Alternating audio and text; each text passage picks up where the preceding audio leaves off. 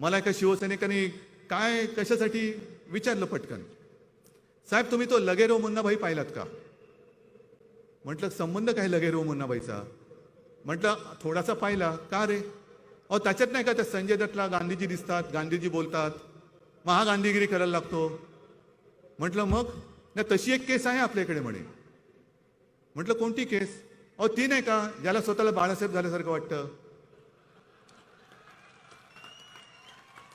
शाल घेऊन फिरतात म्हणे हल्ली. मग कधी मराठीच्या नादाला लागतात, कधी हिंदुत्वाच्या नादाला लागतात.